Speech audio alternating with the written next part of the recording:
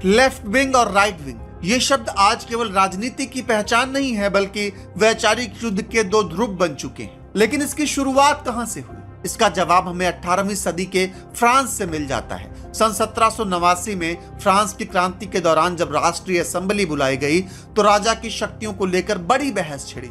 इस असेंबली में जो लोग राजा की सत्ता को बनाए रखना चाहते थे वो राजा के दाहिने यानी राइट साइड पर बैठते थे, और जो लोग चाहते थे कि राजा की सत्ता सीमित हो जाए या खत्म हो जाए वो लेफ्ट साइड पर बैठते थे। यहीं से लेफ्ट और राइट शब्द राजनीति में विचारधारा के प्रतीक बन गए, और धीरे धीरे लेफ्ट का मतलब हो गया बदलाव, समानता, गरीबों और श्रमिक वर्ग के हक की बात करना, और राइट का अर्थ बन गया परंपरा, धर्म, राष्ट्रवाद और व्यवस्था बनाए रखने की सोच।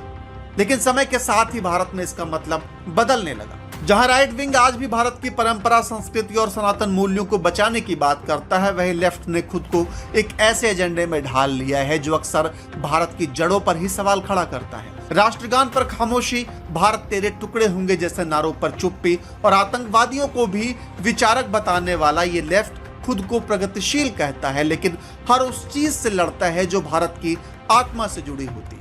राइट विंग अगर गौ रक्षा, मंदिर, धर्म और राष्ट्र गौरव की बात करता है तो उसे कट्टर घोषित कर दिया जाता है, लेकिन लेफ्ट खुलेआम हिंदू फोबिया फैलाए तो उसे बौद्धिक स्वतंत्रता कहा जाता है। अफसोस की बात यह है कि भारतीय लेफ्ट ने समाजवाद के नाम पर समाज को ही बांटने का काम किया है, जातियों में, वर्गों में, बहुसंख्यकों और अल्पसंख्यकों में, जबकि राइट कम से कम ये तो साफ कहता है कि भारत सबसे पहले है, संस्कृति सर्वोपरि है और धर्म हमारे जीवन का हिस्सा है, कोई अपराध नहीं।